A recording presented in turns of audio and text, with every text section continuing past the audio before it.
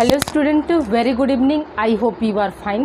Welcome to expert classes by Manju ma'am. Student, मैं आप लोगों के लिए को करिकुलर का कोर्स लाई हूँ जो कि ऑल ग्रेजुएशन यानी BA, BSc, BCom, BBA first year के फर्स्ट सेमेस्टर में फूड न्यूट्रिशन एंड हाइजीन, जिसे हम हिंदी में आहार, पोषण एवं स्वच्छता कहते हैं, उससे आप लोगों को एग्ज़ाम में ऑब्जेक्टिव टाइप के क्वेश्चन स्टूडेंट पूछे जाएंगे।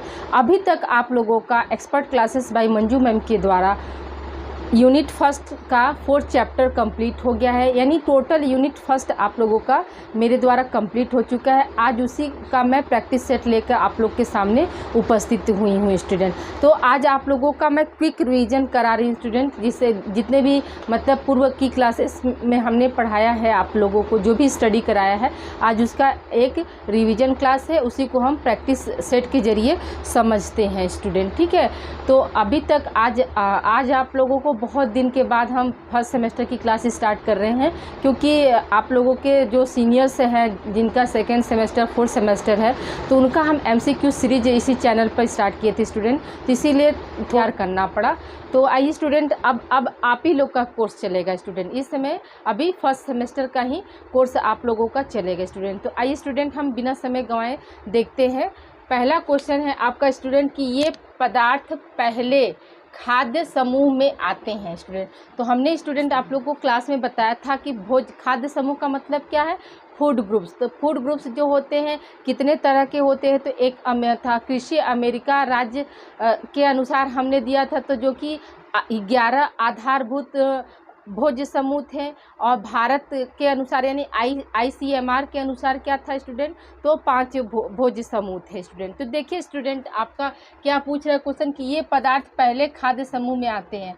पहला ऑप्शन है गेहूं का आटा, दूसरा ऑप्शन है मक्का, तीसरा ऑप्शन है रागी, और चौथा ऑप्शन है ये सभी स्टूडेंट। तो ये स्टूडेंट याद रखिएगा कि जो ICMR में था, तो पहला फूड ग्रुप क्या था स्टूडेंट, तो पहला आपका फूड ग्रुप था कि अनाज को रखा गया था। तो देखिए पहले में क्या आएगा, अनाज में जब आ गया तो आपका क्या हुआ, गेहूं का आटा भी आ गया, मक्का भी आ गया, रागी भी आ गया। तो यहाँ पे क्या हो जाएगा, आपका ऑप्शन डी यहाँ पे सही होगा स्टूडेंट। कौन सा ऑप्शन सही होगा, ऑप्शन डी आपका यहाँ पे सही होगा स्टूडेंट। अगला क्वेश्चन स्टूडेंट कि ये पदार्थ तीसरे खाद्य समूह में आते हैं स्टूडेंट। तो पहला ऑप्शन है आपका मांस मछली, दूसरा ऑप्शन है फल फूल, तीसरा ऑप्शन है केला, चौथा ऑप्शन है शकरकंद स्टूडेंट। तो याद रखिएगा कि तीसरे समूह में क्या था, ICMR के अनुसार तीसरे समूह में हमारे कौन कौन से आते थे स्टूडेंट, तो दूध तथा दूध से बने पदार्थ थे, और उसी में क्या था, मांस मछली अंडा, ये सब क्या थे, सब थर्ड समूह में आते थे स्टूडेंट। तो देखिए यहाँ पे क्या हो जाएगा, आपका ऑप्शन ए यहाँ पे सही होगा स्टूडेंट। अगला क्वेश्चन स्टूडेंट कि कौन सा आहार संतुलित आहार के लिए नहीं है।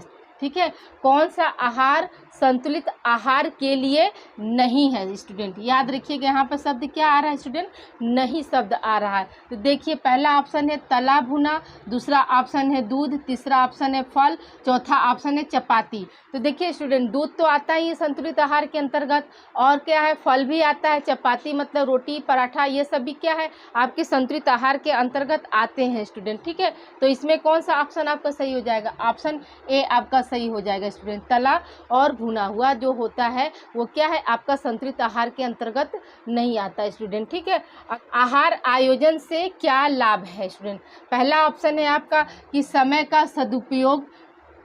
का सदुपयोग होता है, बी ऑप्शन है आपका धन का सदुपयोग, सी ऑप्शन है कार्य का सरलीकरण, और डी ऑप्शन है उपरोक्त सभी स्टूडेंट। तो देखिए आहार आयोजन यानी मील प्लानिंग करने से हमें क्या लाभ होता है स्टूडेंट, तो याद रखिएगा कि समय का भी सदुपयोग होता है, ठीक है, धन का भी सदुपयोग होता है, कार्य का सरलीकरण का मतलब स्टूडेंट ये होता है कि कार्य को करने का आसान तरीका, यानी किसी कार्य को हम कितने आसानी से कर सकते हैं, वो मतलब होता है कार्य का सरलीकरण का मतलब होता है कि कार्य का आसानी तरीके से होना। ठीक है, तो यहाँ पे क्या हो जाएगा, आपका ऑप्शन डी यहाँ पे सही हो जाएगा स्टूडेंट, यानी उपरोक्त सभी जो है आपके क्या है आएंगे स्टूडेंट। ठीक है, यहाँ पर क्या हो जाएगा, आहार आयोजन से लाभ क्या क्या होता है, तो समय का सदुपयोग, धन का सदुपयोग, कार्य का सरलीकरण, और ऑप्शन डी यहाँ पे क्या उपरोक्त सभी। तो यहाँ पे क्या हो जाएगा, आपका उपरोक्त सभी हो जाएगा स्टूडेंट।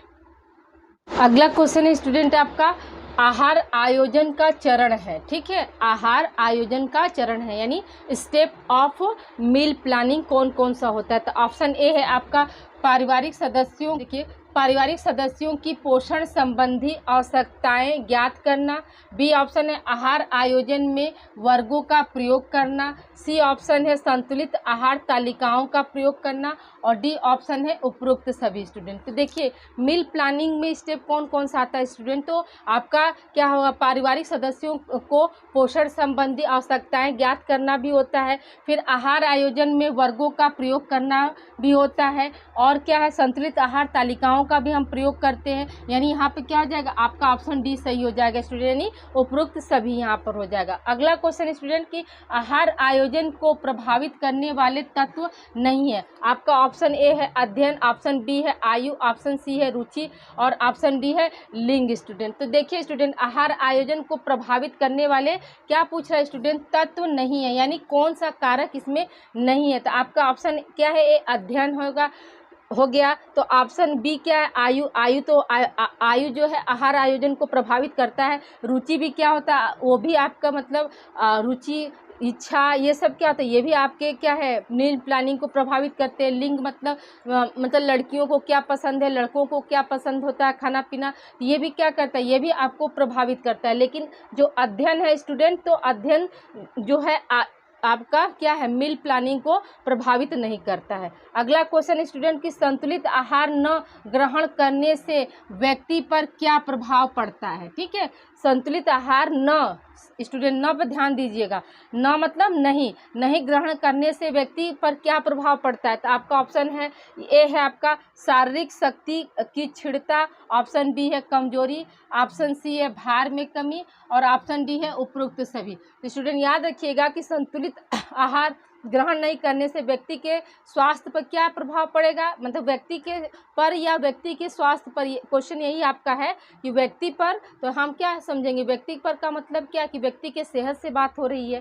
तो क्या प्रभाव पड़ेगा, तो जो शारीरिक शक्ति होगी वो भी क्षीण हो जाएगी, शरीर क्या हो जाएगा वो कमज़ोर हो जाएगा, और क्या होगा उसका वेट क्या होगा अचानक से घटने लगेगा। तो यहाँ पर क्या हो जाएगा आपका ऑप्शन डी यहाँ पे सही होगा स्टूडेंट। अगला क्वेश्चन स्टूडेंट की सामान्यतः व्यक्ति कितने तरह का कार्य करता है। ठीक है, देखिए स्टूडेंट ध्यान दीजिएगा कि सामान्यतः मतलब साधारण तौर पर जो व्यक्ति होते हैं वो कितने तरह का कार्य करते हैं। तो ऑप्शन ए है आपका 1, ऑप्शन बी है 2, ऑप्शन सी है 3 और ऑप्शन डी है 4।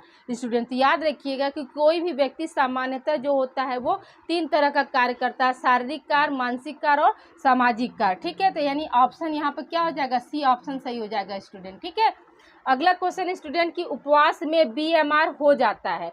ठीक है, उपवास में BMR हो जाता है। आपका ऑप्शन ए है अधिक, ऑप्शन बी है कम, ऑप्शन सी है बराबर और ऑप्शन डी है न के बराबर। स्टूडेंट तो सर्वप्रथम हम BMR का फुल फॉर्म क्या होता है स्टूडेंट, तो याद रखिएगा BMR का फुल फॉर्म क्या होता है, बेसल मेटाबॉलिक रेट होता है स्टूडेंट।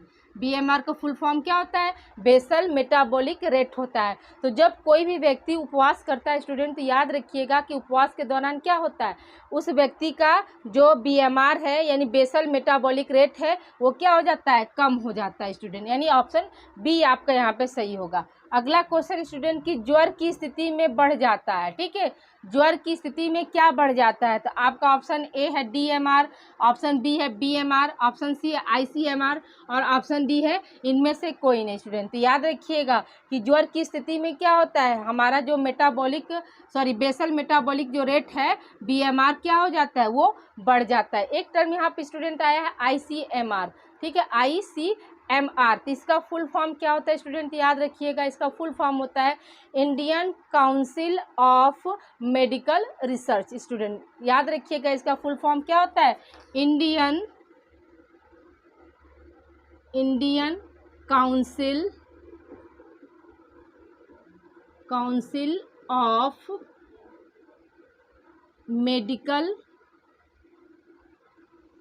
Medical research. ठीक है। इसका फुल फॉर्म क्या होता है स्टूडेंट? इंडियन काउंसिल ऑफ किसका? ICMR। आई से हो जाएगा इंडियन, सी से हो जाएगा काउंसिल ऑफ, एम से हो जाएगा मेडिकल, आर से हो जाएगा रिसर्च। तो याद रखिएगा कि एग्जाम में ICMR का भी फुल फॉर्म पूछ सकता है, आपका BMR का भी फुल फॉर्म पूछ सकता है। एक टर्म और आता है स्टूडेंट BMI, ठीक है, BMI भी आता है। तो इसका मतलब क्या होता है स्टूडेंट? इसका आप देख लीजिए, इसका मतलब होता है body mass index, body mass index. BMI का फुल फॉर्म क्या होता है? Body mass index. और ये आपका BMR का फुल फॉर्म क्या होता है? Basal metabolic rate. ICMR का फुल फॉर्म क्या होता है student? Indian council of medical research. I hope यहाँ तक आप लोग को समझ में आ गया होगा स्टूडेंट। इसे आप लोग राइट डाउन कीजिए और क्वेश्चन हम रिमेन है अभी कंटिन्यू कर रहे हैं।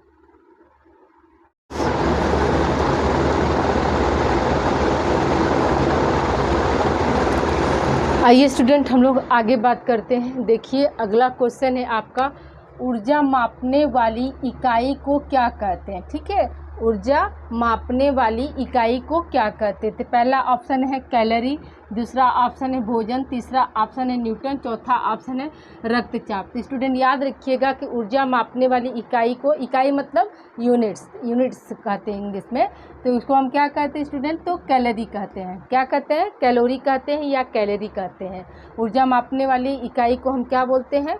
कैलोरी बोलते हैं या कैलोरी भी बोलते हैं। ठीक है। अगला क्वेश्चन है स्टूडेंट कि भोज्य पदार्थों के सभी कार्बनिक पदार्थ जलकर उत्पन्न करते हैं। ठीक है, भोज्य पदार्थों के सभी पदार्थ जलकर क्या उत्पन्न करते हैं? आपको क्वेश्चन ये पूछ रहा है स्टूडेंट। तो पहला ऑप्शन है वसा, दूसरा ऑप्शन है ऊर्जा, तीसरा ऑप्शन है प्रोटीन और चौथा ऑप्शन है जल। तो याद रखिएगा स्टूडेंट कि भोज्य पदार्थों के सभी कार्बनिक पदार्थ जलकर क्या काम करते हैं?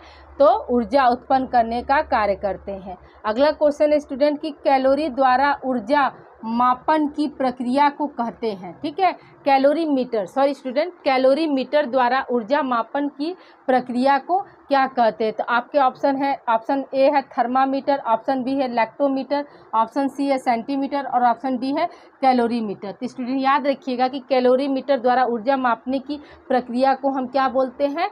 तो कैलोरीमीटर बोलते हैं, यानी ऑप्शन डी आपका सही होगा। अगला क्वेश्चन स्टूडेंट की भोजन में उपस्थित ऊर्जा की मात्रा को कैलोरीमीटर में प्रायः कितनी विधियों द्वारा मापा जा सकता है? ठीक है स्टूडेंट, भोजन में उपस्थित ऊर्जा, जो ऊर्जा मतलब भोजन में जो ऊर्जा उपस्थित है उसको हम कैलोरीमीटर में प्रायः कितनी विधियों से नाप सकते हैं स्टूडेंट? क्वेश्चन यहाँ पे ये पूछा, तो आप याद रखिएगा कि 2 विधियों से। कौन कौन आपकी ये 2 विधियाँ क्या होती है स्टूडेंट? तो जो हम ऊर्जा का मापन किस में करते, एक तो किलो कैलोरी में करते हैं और दूसरा क्या होता है स्टूडेंट? किलो जूल में करते हैं। ठीक है, कैलोरी जूल में। एक हो गया किलो कैलोरी और दूसरा क्या हो जाएगा आपका कैलोरी जूल हो जाता है, यानी 2 विधियों में करते हैं। अगला क्या है स्टूडेंट आपका? ऊर्जा उत्पन्न करने वाले भोज्य तत्व हैं। ऑप्शन ए है घी, ऑप्शन बी है तेल, ऑप्शन सी है अनाज और ऑप्शन डी है उपरोक्त सभी। स्टूडेंट तो याद रखिएगा कि ऊर्जा उत्पन्न करने वाले भोज्य तत्व कौन कौन से हैं? ये सभी है। घी से भी हमें क्या होता है? एनर्जी मिलती है, तेल से भी मिलती है और अनाज से भी मिलती है। तो घी और तेल ये दोनों किस कैटेगरी में आएंगे स्टूडेंट? तो याद रखिएगा कि वसा में आएंगे। तो वसा से मतलब हमें ऊर्जा कितनी मिलती है? 1 ग्राम वसा से हमें कितनी कैलोरी की ऊर्जा मिलती है स्टूडेंट? तो याद रखिएगा कि 9.1 कितनी मिलती है स्टूडेंट? तो 9.1 कैलोरी हमको मिलती है कि क्या चीज़? ऊर्जा। ठीक है, किससे? वसा से स्टूडेंट। किससे मिलती है? वसा से। 1 ग्राम वसा से हमें मिलती है। वहीं पर अनाज की बात करते हैं तो कार्बोहाइड्रेट, यानी एक ग्राम कार्बोहाइड्रेट से कितनी कैलोरी ऊर्जा मिलेगी स्टूडेंट? तो याद रखिएगा कि 4.2 या कहीं कहीं क्या होता है 4.1 भी रहता है स्टूडेंट। और प्रोटीन से भी हमें कितनी मिलती है स्टूडेंट? याद रखिएगा कि प्रोटीन से भी हमें 4.2 ही कैलोरी ऊर्जा मिलती है। लेकिन सबसे ज़्यादा ऊर्जा किससे मिलती है? तो याद रखिएगा स्टूडेंट, सबसे ज़्यादा ऊर्जा हमें किससे मिल रही है? हमें सबसे ज़्यादा ऊर्जा जो है वसा से मिलती है, 9.1 कैलोरी मिलती है। अगला क्वेश्चन स्टूडेंट की पशु जगत से प्राप्त खाद्य पदार्थ हैं। ठीक है, पशु जगत का मतलब कि जानवरों से। पशु का मतलब स्टूडेंट क्या हुआ? जानवरों से। जानवरों से हमें कौन कौन सा खाद्य पदार्थ यानी खाने योग्य पदार्थ मिलते मिलते हैं। आपका ऑप्शन ए है दूध, ऑप्शन बी है अंडा, ऑप्शन सी है मछली और ऑप्शन डी है ये सभी स्टूडेंट। तो याद रखिएगा कि पशु जगत यानी जंतु जगत या पशु जगत से क्या होता है, गाय बकरी भैंस ये सब क्या करते हैं, हमें दूध देते हैं, तो ये भी हमारा पशु जगत में आएगा। मुर्गी क्या है, मुर्गी भी एक पशु है, वो उससे हमें अंडा मिलता है। मछली भी क्या है, वो भी आपका एनिमल्स में है। तो ये सभी क्या है, ये सभी जितने भी खाद्य पदार्थ हैं ये हमको किससे मिलते हैं, जंतु जगत से मिलते हैं। यानी यहाँ पर ऑप्शन डी आपका सही हो जाएगा स्टूडेंट। अगला क्वेश्चन है स्टूडेंट कि वनस्पति जगत से प्राप्त खाद्य पदार्थ हैं, यानी जो वनस्पति जगत से कौन कौन से जो है हमें भोज्य पदार्थ मिलते हैं स्टूडेंट। तो पहला ऑप्शन है फलियाँ, दूसरा ऑप्शन है अनाज, तीसरा ऑप्शन है फल और चौथा ऑप्शन है ये सभी। तो स्टूडेंट याद रखिएगा कि वनस्पति जगत से भी क्या होता है, फलियाँ भी हमें मिलता है, अनाज में जैसे चावल गेहूँ दालें ये सब क्या है, सब अनाज हैं।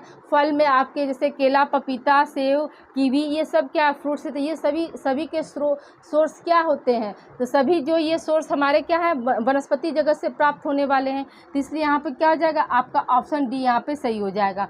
अगला क्वेश्चन स्टूडेंट कि निम्न में से सुरक्षात्मक तत्व हैं, ठीक है। निम्न में से सुरक्षात्मक का मतलब स्टूडेंट यहाँ पे ये है कि कौन सा ऐसे तत्व हैं जो हमें सुरक्षा देते हैं, सुरक्षा प्रदान करते हैं। तो ऑप्शन ए है आपका विटामिन, ऑप्शन बी है जल, ऑप्शन सी है प्रोटीन और ऑप्शन डी है ये सभी। तो स्टूडेंट याद रखिएगा कि विटामिन भी क्या करते हैं, हमारे इम्यूनिटी पावर को स्ट्रांग करते हैं, जो कि बाहरी बैक्टीरिया और वायरस से हमें क्या करता है, बचाता है। तो विटामिन भी क्या किया, हमारी सुरक्षा किया। जल से भी क्या होता है, जल से भी हमें सुरक्षा मिलती है। और प्रोटीन भी क्या करता है, प्रोटीन भी हमारे शरीर का निर्माणक होता है। तो इसलिए क्या सुरक्षा की दृष्टि से ये तीनों तत्व जो हैं सही में है, इसलिए यहाँ पे क्या हो जाएगा, आपका ऑप्शन डी यहाँ पे सही हो जाएगा स्टूडेंट। अगला क्वेश्चन स्टूडेंट की पौष्टिक तत्वों की दैनिक आवश्यकता को कहते हैं, ठीक है। पौष्टिक तत्वों की दैनिक आवश्यकता को हम क्या कहते हैं। ऑप्शन ए है आपका आरडीए, ऑप्शन बी है एसटीए, ऑप्शन डी है सी है एडीपी और ऑप्शन डी है एटीपी। स्टूडेंट याद रखिएगा कि पौष्टिक तत्वों की दैनिक आवश्यकता को हम क्या बोलते हैं, आरडीए बोलते हैं। आरडीए का फुल फॉर्म क्या होता है स्टूडेंट, लिख लीजिएगा, रिकमेंडेड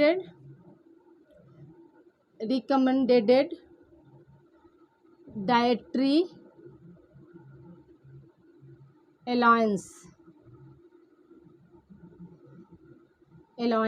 ठीक है। रिकमेंडेड डाइटरी अलाउंस ये क्या है, आपका आरडीए का फुल फॉर्म है स्टूडेंट। किसका फुल फॉर्म है, आरडीए का फुल फॉर्म है स्टूडेंट। ये आपका इम्पॉर्टेंट है, आपको एग्जाम में पूछ सकता है कि आरडीए का फुल फॉर्म क्या होता है, तो क्या बताएंगे, रिकमेंडेड, ठीक है, रिकमेंडेड डाइटरी अलाउंस। फिर अगला क्वेश्चन स्टूडेंट आपका पोषक तत्वों का मूल्य आईसीएमआर के द्वारा कितने ग्राम के हिसाब से निकाला गया है, जो है। ऑप्शन ए है आपका 100 ग्राम वजन के हिसाब से, ऑप्शन बी है 50 ग्राम वजन के हिसाब से, ऑप्शन सी है 200 ग्राम वजन के हिसाब से और ऑप्शन डी है इनमें से कोई नहीं स्टूडेंट। तो याद रखिएगा कि पोषक तत्वों का मूल्य आईसीएमआर के द्वारा कितने ग्राम के हिसाब से निकाला जाता है स्टूडेंट। तो याद रखिएगा कि 100 ग्राम वजन के हिसाब से ही हम क्या करते हैं, आईसीएमआर के द्वारा पोषक तत्वों का मूल्य ज्ञात करते हैं। यानी ऑप्शन ए आपका यहाँ पे सही होगा स्टूडेंट, ठीक है। सॉरी स्टूडेंट, यहाँ पे क्या हो जाएगा आपका ऑप्शन ए यहाँ पे सही होगा स्टूडेंट। आई होप यहाँ तक आप लोग को सारे पॉइंट्स क्लियर हो गए। ये आपके क्विक रिवीजन है स्टूडेंट। आज गर्मी बहुत ज़्यादा है, तो आज के लिए इतना ही स्टूडेंट। आगे हम फिर अब नेक्स्ट यूनिट यानी सेकेंड यूनिट में हम स्टार्ट करेंगे स्टूडेंट। आपका ये आज expert classes by Manju ma'am के द्वारा फर्स्ट यूनिट कंप्लीट हो गया स्टूडेंट, और उसका प्रैक्टिस सेट भी आप लोग को हमने सॉल्व करा दिया। सारे चैप्टर से रिलेटेड आपके एमसीक्यू हो गए स्टूडेंट। अब हम नेक्स्ट क्लास में नए यूनिट से शुरू करेंगे, जिसमें हम पढ़ेंगे स्टूडेंट माइक्रो एलिमेंट्स क्या होते हैं, मैक्रो क्या होते हैं, ठीक है, ट्रेस एलिमेंट क्या होते हैं, ये सब हम लोग मेजर, एक तरह से मान लीजिए मेजर और माइनर एलिमेंट्स क्या होते हैं। तो जैसे मेजर में आपका क्या हो जाएगा, कार्बोहाइड्रेट प्रोटीन वसा, ये सब क्या है आपके मेजर एलिमेंट्स हैं। और माइक्रो में क्या हो जाएगा, विटामिन खनिज लवण, ये सब क्या है आपके मतलब माइनर यानी सूक्ष्म मात्रा में जो हमें ज़रूरत पड़ती है वो पोषक तत्व। आई होप यहाँ तक आप लोग को ये सारी चीज़ें समझ में आ गई होंगी स्टूडेंट। तो प्लीज़ कमेंट करके बताना ना भूले कि आज की क्लास आप लोग को कैसी लगी स्टूडेंट। अब आप लोगों का क्लास कंटिन्यू रहेगा स्टूडेंट, अब इसमें कोई ब्रेक नहीं होगा। आप लोग जिस तरह से मेजर और माइनर की तैयारी कर रहे हैं स्टूडेंट, उसी तरह से आप को करिकुलर की भी तैयारी करिए और इसमें भी अच्छे मार्क्स आप गेन करिए। ये सारे क्वेश्चन जो हैं स्टूडेंट आपके एग्ज़ाम ओरिएंटेड हैं, और जो बच्चे कंपटीशन की तैयारी कर रहे हैं ये वीडियो जो है, ये क्लासेस जो हैं उनके लिए भी बेनिफिशियल होंगी स्टूडेंट। तो अगर आपके अगल बगल या रिलेटिव्स में कोई कंपटीशन की तैयारी कर रहा है स्टूडेंट, तो ये सारे क्लासेस आप उनको भी प्रोवाइड कर सकते हैं और उन्हें भी एडवाइस दे सकते हैं चैनल से जुड़ने के लिए। ओके स्टूडेंट, अपना ध्यान रखिएगा। Thank you for watching. तो please like and subscribe my channel expert classes by Manju ma'am student. इसे आप लोग राइट डाउन कर लीजिए।